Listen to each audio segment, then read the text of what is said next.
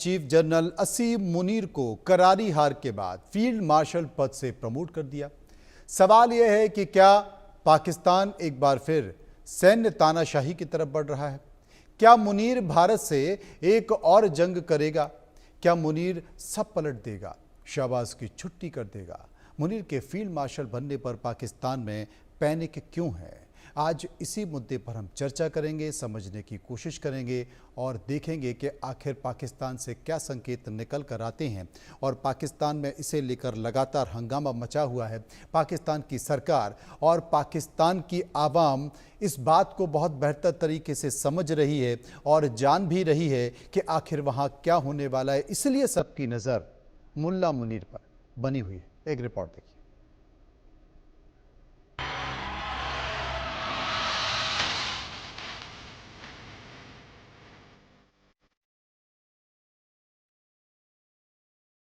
मुनीर के field marshal बनने पर पाकिस्तान में पैनिक। 4 से 5 स्टार जनरल कैसे बना मुनीर? पाकिस्तान में पदवी पराक्रम से नहीं, जबरन ली जाती है। मुनीर सब पलट देगा, ये भय, शहबाज की छुट्टी तय। मुनीर एक और जंग करेगा, नोट कर लीजिए।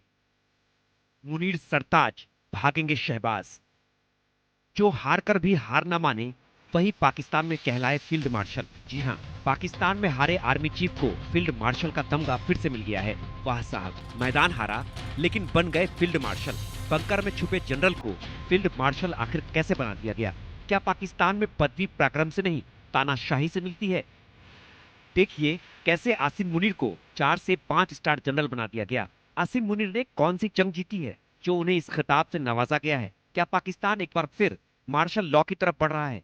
पाकिस्तान का इतिहास तो यही बताता है, क्योंकि 1959 में army chief Ayub Khan field marshal बनने के बाद राष्ट्रपति भी बन गया था और फिर तानाशाह। ये अयूब खान की सोची समझी चाल थी। जनरल अयूब ने 1969 तक पाकिस्तान पर राज किया। उसके शासन ने पाकिस्तान में दशकों तक सैन्य प्रभुत्व के लिए आधार तैयार किया, जो आज तक जारी है। इधर आसिम मुनीर के फील्ड मार्शल बनने पर पाकिस्तान में पैनिक है। इमरान खान की बहनें डरी हुई हैं। इमरान खान को पता चला कि कल खबरों में शायद आया होगा कि उन्होंने फील्ड मार्शल का खिताब हुकूमत ने दिया उन्हें। तो उन्होंने कहा देखें, जिस मुल्क में जंगल का कानून हो तो उसके अंदर फील्ड मार्शल नहीं, फिर बादशाह सलामत का खिताब होना चाहिए, क्योंकि यहाँ पे जंगल का कानून है, जंगल का बादशाह होना चाहिए। तो ये फील्ड मार्शल काफ़ी नहीं है जो इस वक्त पाकिस्तान के हालात। सवाल ये भी है कि फील्ड मार्शल बनते ही आसिम मुनीर सब पलट देगा। क्या शहबाज शरीफ की छुट्टी तय? क्या पाकिस्तान अब आर्मी रूल की तरफ बढ़ रहा है? उसकी जो है वो हार की हताशा में प्रमोशन का तमाशा दिखाई पड़ रहा है। पराजय की हताशा में प्रमोशन का तमाशा, इससे ज्यादा कुछ नहीं है। अब जो फील्ड का में फिसड्डी रहा हो, वो फ्रस्ट्रेशन की कबड्डी खेलेगा तो क्या होगा? फील्ड का फिसड्डी अगर फ्रस्ट्रेशन में कबड्डी खेलेगा तो और बुरी तरह से चारों खाने चित होगा, इससे ज्यादा तो कुछ नहीं। दुनिया में शायद अब आसिम मुनीर ही एकमात्र सर्विंग फील्ड मार्शल हैं। सोचिए, है ना ये कितने बड़े मजाक की बात। खैर, मुनीर एक और जंग करेगा, नोट कर लीजिए। हमें सतर्क और तैयार रहना होगा।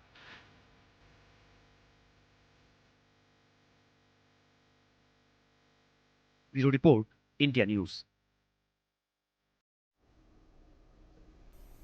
अब पाकिस्तान में चर्चा इस बात को लेकर हो रही है कि यह वाकई फील्ड मार्शल है मुनीर या फिर फील्ड मार्शल है मुनीर। आपको यह भी बता दें तमाम बातों के साथ साथ कि मुनीर को लेकर जो चर्चा हो रही है पाकिस्तान में, वो इस बात को लेकर हो रही है कि क्या कहीं मुनीर अयूब तो नहीं बन जाएंगे, क्योंकि पाकिस्तान में भी एक और फील्ड मार्शल अयूब रह चुके हैं। उन्होंने वहां की सत्ता ही बदल दी। अब जो सबसे बड़ी बात है, वो बात यह कही जा रही है कि मुनीर के फील्ड मार्शल बनने के पीछे का कारण क्या है। 12 एयरबेस खोना, जेट और ड्रोन तबाह होना, आतंकी ट्रेनिंग कैंप ध्वस्त होना, सैकड़ों आतंकियों और सैकड़ों सैनिकों का मारा जाना, युद्ध के दौरान बंकर में छुपे रहना, एयर डिफेंस सिस्टम चकनाचूर हो जाना और 5 से ज्यादा फाइटर जेट तबाह हो जाना, आर्मी पोर्ट्स बर्बाद हो जाना, बीएलए टीटीपी से पिटना और अब तो सिंध में भी पानी के नाम पर सेना पिट रही। पाक के ये दो फील्ड मार्शल हैं जिन्हें तानाशाह कहा जाता है। आर्मी चीफ अयूब खान 1959 से लेकर 1969 तक और आर्मी चीफ असीम मुनीर जो कि मौजूदा हैं अभी। सवाल ये है कि क्या पाकिस्तान एक बार फिर से सैन्य तानाशाही की तरफ बढ़ रहा है? हालांकि पाकिस्तान में मिलिट्री डिक्टेटरशिप कोई नई बात नहीं, डिक्टेटरशिप वहां पर आम बात है।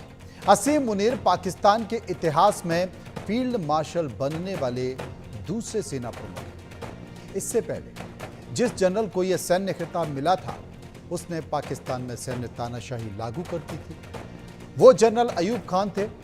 साल 1959 में पाकिस्तान के तत्कालीन राष्ट्रपति इस्कंदर मिर्जा लगातार अस्थिरता के निराश हुए। लगातार अविश्वास प्रस्ताव टूटते गठबंधन ने संसदीय प्रणाली को पंगु बना दिया था। इस बीच इस्कंदर मिर्जा ने उस समय में आर्मी चीफ अयूब खान को मार्शल लॉ लागू करने के लिए आमंत्रित किया था। मिर्जा को लगता था कि वो उन्हें नियंत्रण में रख सकते हैं, लेकिन उनकी धारणा कुछ ही समय में गलत साबित हुई। अयूब खान ने पाकिस्तान में सैन्य तानाशाही की शुरुआत कर दी और वो तानाशाही आज तक चल रही है। मुशर्रफ को हमने देखा, अब हम मुनीर को देख रहे हैं। फील्ड मार्शल मुनीर पाकिस्तान का भस्मासुर साबित होने वाला है। 4 से 5 स्टार जनरल बना असीम मुनीर फील्ड मार्शल यानी कि पाक सेना का सर्वोच्च पद है। फील्ड मार्शल हमेशा एक्टिव सैन्य अधिकारी रहता है। पाकिस्तान में तानाशाही हमेशा फील्ड मार्शल बना है और अयूब खान के बाद मुनीर का भी नाम इस सूची में शामिल हो गया है। अब कोई चर्चा इस बात को लेकर कर रहा है कि पाकिस्तान का भविष्य क्या है। मेजर जनरल रिटायर्ड सुधाकर जी मेरे साथ मौजूद हैं, डिफेंस एक्सपर्ट हैं। विंग कमांडर रिटायर्ड सत्येंद्र तुग्गल साहब मेरे साथ मौजूद हैं, डिफेंस एक्सपर्ट हैं। सुमित पीर मेरे साथ मौजूद हैं। इसके साथ साथ दीपक बोरा साहब पूर्व राजनीति मेरे साथ मौजूद हैं। मैं दीपक बोरा साहब के पास चलूँगा। बोरा साहब, फील्ड मार्शल से नवाजा गया है असीम मुनीर को, हम इन्हें फील्ड मार्शल कहें या फील्ड मार्शल कहें? धन्यवाद साहब, बहुत अच्छा लगता है आपके चैनल पर जब होता हूँ, आपसे बहुत कुछ सीखता है। You given a very comprehensive report. Thank you. तभी तो आपके बारे में कहते हैं वन ऑफ आवर बेस्ट है। शुक्रिया, थैंक यू। अब आपने जनरल साहब को रखा है, आपने बहुत सुमित पी जी को रखा है, दूसरे हमारे विशेषज्ञों को रखा, उनकी जानकारी मुझसे कम ज्यादा।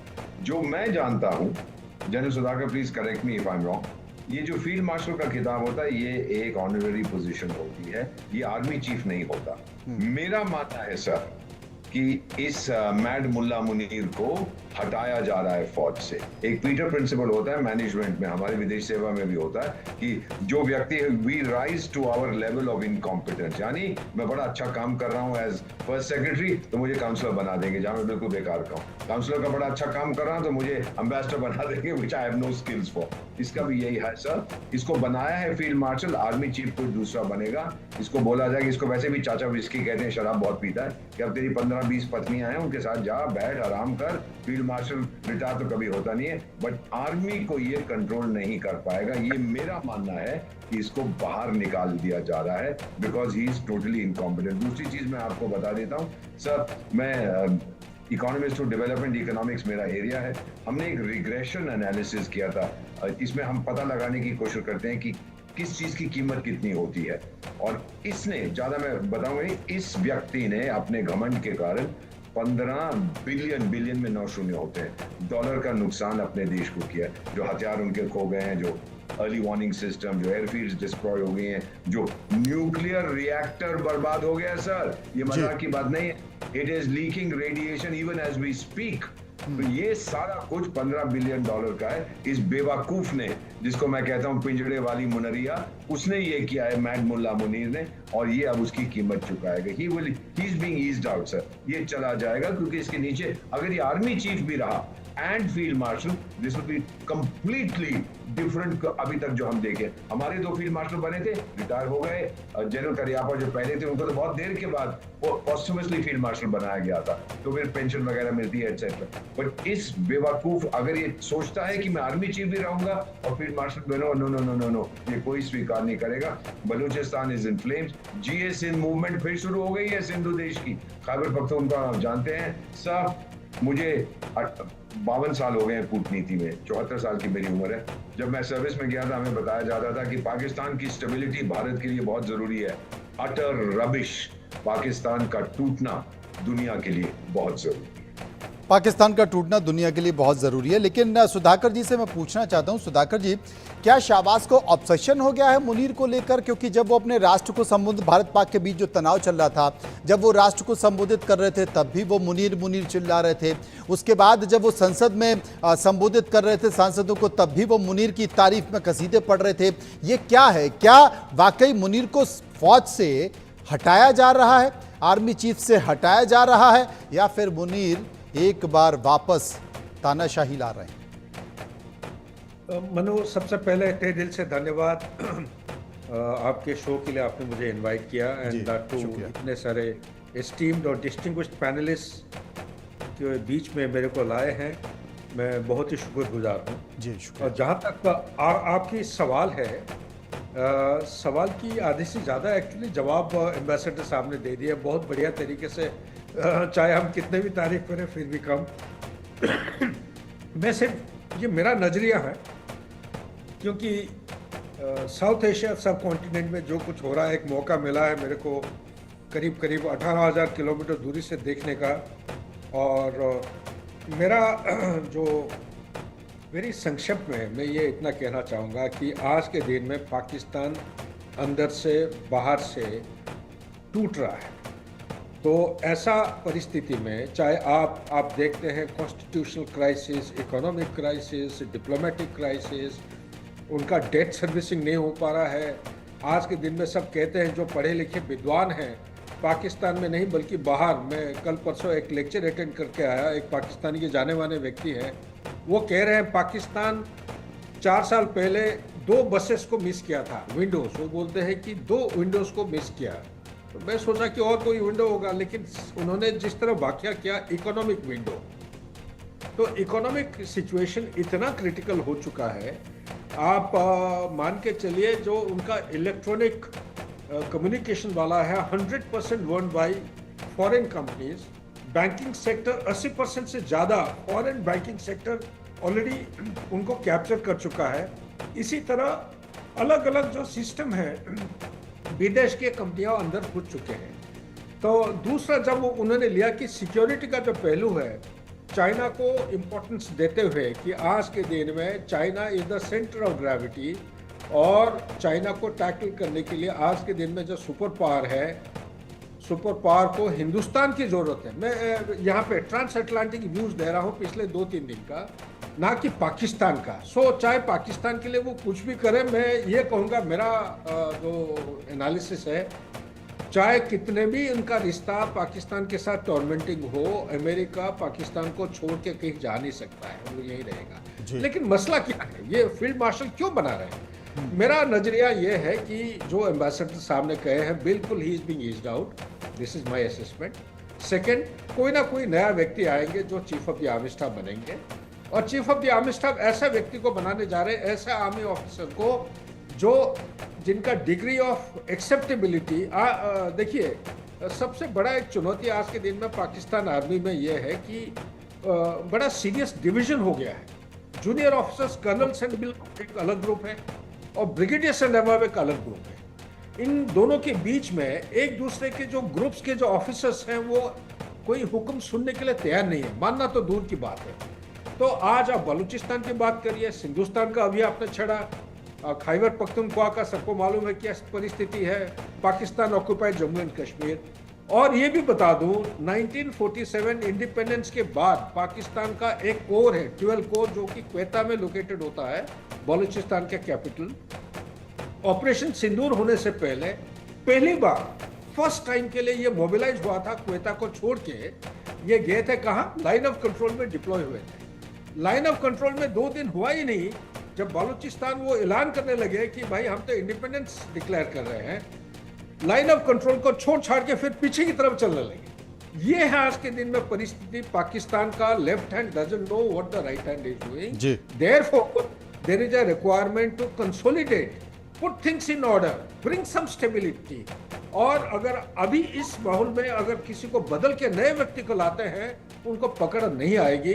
मेरे विचार के मुताबिक थोड़ा बहुत स्टेबिलिटी हासिल करने के लिए ये इनको फील्ड मार्शल बनाया गया है, ताकि पावर अथॉरिटी, जहां तक ऑनररी स्टेटस है, एम्बेसडर साहब बैंग ऑन, एंड ये एक ऑनररी रैंक होता है, लेकिन हमेशा पूरा विश्व में मिलिट्री साइंस को जितना गहराई में जाएंगे, एक चीज उभर के आता है, फील्ड मार्शल एक ऐसा ऑनररी रैंक है मिलिट्री विक्ट्रीज के बाद दिया जाता है, ना कि मिलिट्री डिफीट के बाद। ये एक कॉन्ट्रडिक्शन है जिसके बारे में कमेंट दे नहीं सकता हूं। Last but not the least, मैं इतना कहूंगा कि आज के दिन में पाकिस्तान जो हालत में चल रहा है, कभी भी कोई पाकिस्तान हो चाइना हो, इंटरनल इंस्टेबिलिटी जब होता है, ये पूरा अपना सिटीजन्स का, देश का अटेंशन को फोकस करने के लिए ये बॉर्डर की इलाके में कुछ ना कुछ प्रॉब्लम खड़ा करने की कोशिश करते हैं, और वो हमेशा करते भी रहेंगे। देश को मैं सिर्फ इतना चेतावनी देना चाहता हूं, हमें हर हालत में सतर्क रहना है, सतर्क रहना चाहिए। हर कोई इस बात का जिक्र भी कर रहा है, हर कोई इस बात का जिक्र भी कर रहा है। मेरे साथ सत्येंद्र दुग्गल साहब मौजूद हैं। सत्येंद्र दुग्गल साहब, जब भी भारत से पाकिस्तान पिटता है तो पाकिस्तान में कुछ ना कुछ बड़ा कांड होता है, क्या इस बार भी होने जा रहा है? देखिए, मैं थोड़ा कॉन्ट्रेरियन व्यू का व्यक्ति हूँ। मैं डीन रहा हूँ एक यूनिवर्सिटी में रिटायरमेंट के बाद में, और काफ़ी साल मैंने रिसर्च किया है, और हरारे यूनिवर्सिटी के काफ़ी रिसर्च स्कॉलर्स मैंने एम्बेसडर वोरा साहब की बात सुनी, मेजर जनरल साहब जो 18,000 किलोमीटर से हमारे साथ ज्वाइन किए हुए हैं। हमें ये सोचना चाहिए कि ठीक है, फील्ड मार्शल मिलिट्री साइंस में एक ऑनररी रैंक होता है, पर क्या हमेशा पाकिस्तान वही करता है जो सेट लाइन होती है, जो एक स्ट्रक्चर्ड सिस्टम होता है? आप इनकी हिस्ट्री उठा के देख लीजिए, ये हमेशा लीक से परे हटकर काम करते हैं। ऐसा तो नहीं कि कहीं मैं कॉन्ट्रेरियन व्यू दे रहा हूं, और वो कॉन्ट्रेरियन व्यू पे हमेशा डिस्कशन करने से क्या होता है कि एक मजबूती आती है, एक नया व्यू आता है। क्या हम ऐसा तो नहीं वही बात कर रहे हैं जो हम सुनना चाहते हैं? क्या हम वही तो बातें नहीं कर रहे जो कि हम देखना चाहते हैं फ्यूचर में? क्या इसके कारण हम अपनी पॉलिसीज को कॉम्प्रोमाइज तो नहीं कर देंगे?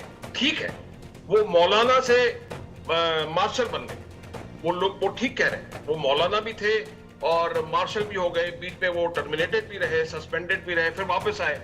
तो पाकिस्तान का जो स्ट्रक्चर है बड़ा कॉम्प्लेक्स सिस्टम है, बड़ा कॉम्प्लेक्स स्ट्रक्चर है, उनकी थिंकिंग बड़ी कॉम्प्लेक्स है, जो हमारे समझ से हम जब वो काम हो जाता है तो हम उसको सोचना शुरू कर देते हैं। अब जैसे मेजर साहब ने कहा बलोच में प्रॉब्लम है, खैबर पख्तूनख्वा में प्रॉब्लम है, सिंध की बात की एम्बेसडर साहब ने, बिल्कुल ठीक कह रहे हैं। पर कहीं ना कहीं हमें ऐसा लगता है, कई बार ऐसा लगता है कि शायद हम अपने रिसर्च के बेस पर, अपने एनालिसिस के बेस पर रिजल्ट देखना चाहते हैं। वो बात है। इसका मतलब ये नहीं कि मैं जो है वो लीक से परे हट के बात करूं, मैं लीक पर रहकर ही बात कर रहा हूं। हाँ, उनकी सिचुएशन खराब है, there is no doubt about it, but हम अगर इतना ज्यादा हाइप करेंगे, इतना ज्यादा उसको एक्सपेंड करके बोलेंगे, तो we are going to lower our guards. हमको हमारे गार्ड्स ऊपर रखने चाहिए, हमेशा स्ट्रेंथन करके रखने चाहिए, और ये देखना चाहिए कि पाकिस्तान में जो हो रहा है वो बड़ा कॉम्प्लेक्स हो रहा है, कुछ नया हो रहा है, कुछ लीक से परे हटकर हो रहा है, हमारी थिंकिंग प्रोसेस के अगेंस्ट में हो रहा है, हमारी थिंकिंग प्रोसेस के इलेहना जाके हो रहा है। तभी हम जो है अपने देश की सुरक्षा जो है वो सही तरीके से कर पाएंगे। तो we need to be very careful about all this. बहुत समझदारी के साथ सोचना होगा। मैं सुमित पीर साहब के पास आऊंगा, लेकिन दीपक साहब से एक सवाल पूछना चाहता हूं। ये जो सीज फायर हुआ है, अमेरिका का ये रोल है, चूंकि आप तो डिप्लोमेट भी रहे हैं, कूटनीति बहुत बेहतर तरीके से समझते हैं, ये कहीं गले तो नहीं पड़ जाएगी भारत में? एक चीज मैं अभी जो हमारे कॉलीग बोल रहे थे कॉन्ट्रेरियन व्यू, शायद विद ड्यू रिस्पेक्ट इनको विदेश नीति के बारे में शायद उतनी जानकारी नहीं है जितनी मुझे है। प्लीज सर, जो कुछ हम कर रहे हैं, we are very clear about what we are doing. We have the best intelligence setup in the world, the best foreign service in the world, the best civil service in the world. I don't know what your issue is, वो मैं समझ नहीं पा रहा था, but please forgive me sir, I was just speaking my mind. आपने कहा contrarian, तो मैं भी I was just expressing my view.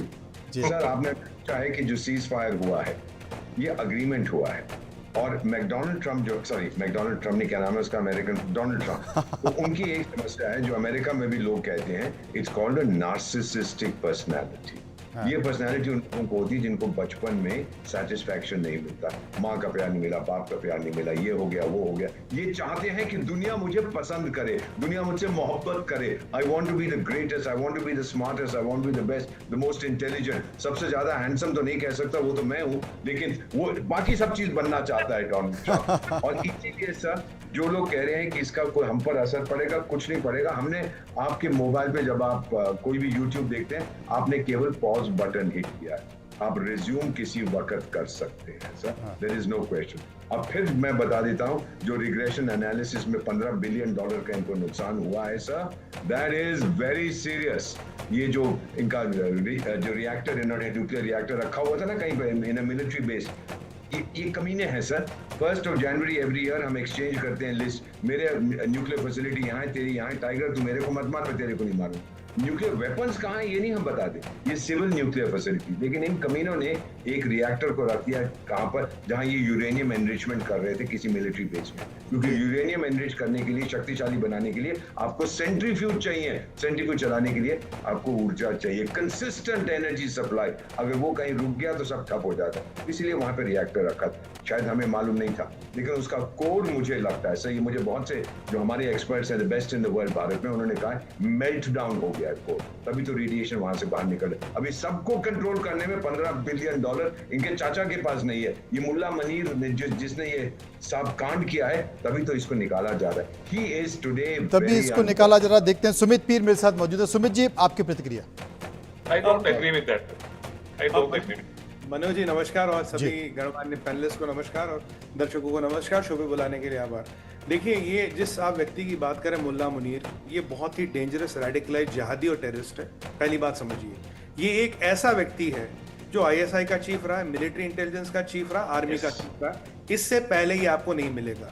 He son of Maulana, possibly इमाम का बेटा है। ये OTS के रास्ते से नहीं आए, हमारे ऐसे NDA होता है उसके रास्ते से। ये जो एक जिया ने बनाई थी 5 साल मदरसे में आप तालीम हासिल करो, फौज में घुसो, उस फौज के रास्ते आया। फिर ये सऊदी में हुआ, मिलिट्री अटैची, वहाँ इसने कुरान पढ़ ली तो हाफिज़ कुरान बन गया। जब इससे मिलिट्री डिस्कशन करो तो ये कुरान की आयतें पर आप सुनाता था। और पाकिस्तान में कुरान की आयतें सुनोगे तो सब ऐसे ही हाथ जोड़ लेंगे, कोई आपको कन्फर्ट नहीं करेगा। ये करते करते करते करते ये आदमी ऊपर आया। इसका radicalised against Hindu, against India, against, और ये गजवा हिंद का सिपाही है। आप इसको सीधा सीधा मानिए, गजवा हिंद का सिपाही है। हाँ, मैं असेसमेंट से एग्री करता हूँ, इससे बहुत नुकसान करा पाकिस्तान का। 15 बिलियन से भी शायद ज़्यादा कराया हो। ये मैं तो वोरा साहब थोड़ा पेसिमिस्टिक आज हो रहे हैं, उससे भी ज़्यादा कराया, वाट लगा दी इसने पाकिस्तान की। बट इस सारे प्रकरण में इसका जो NSA है, इसी का बंदा आसिम है, जो ISI का हेड है, जो NSA है। इसने मिलिट्री इंटेलिजेंस को ऊपर उठाने की कोशिश की, वहां ये पिट गया। अब ये जो पिटी फिटी पाकिस्तान है, चलिए तो भाड़ में गए। इनके पीछे एक एंगल हम शायद या नजरअंदाज कर रहे हैं सर, इनके पीछे चाइनीज एंगल। जो हमने ठोका, केवल पाकिस्तान को नहीं ठोका, जो इनका चाइना के साथ ज्वाइंट मिलिट्री इंफ्रास्ट्रक्चर था वो भी ठुक गया। जो उन्होंने चाइना के साथ ज्वाइंट सर्वेलेंस वगैरह लगाई थी वो भी ठुक गया। जो चाइना के 115 सैटेलाइट्स आपके हमारी मूवमेंट्स को ट्रैक कर रहे थे, नहीं कर पाए।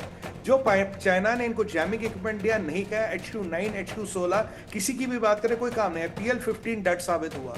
अब यहाँ ये जो चाइना है, ये इसका जो वर्चस्व है मिट्टी में मिल गया है। और चाइना चाहेगा कि मुझे एक ऐसा जहादी मिले जो सुसाइड कर ले, जो फिदायीन बन जाए। और फिदायीन अगर आप ढूंढोगे पाकिस्तान में मिलिट्री में, तो शायद इस मुल्ले से अच्छा कोई आपको मिलेगा नहीं।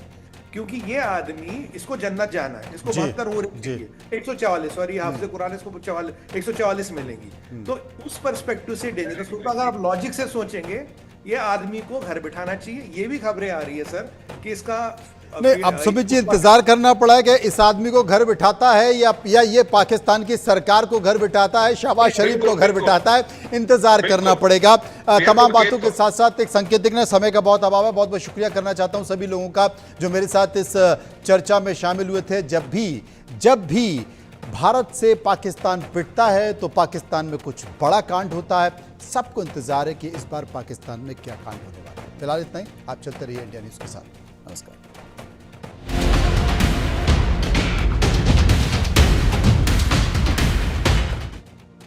को पावर्ड बाय गोल्डी मसाले लाए हैं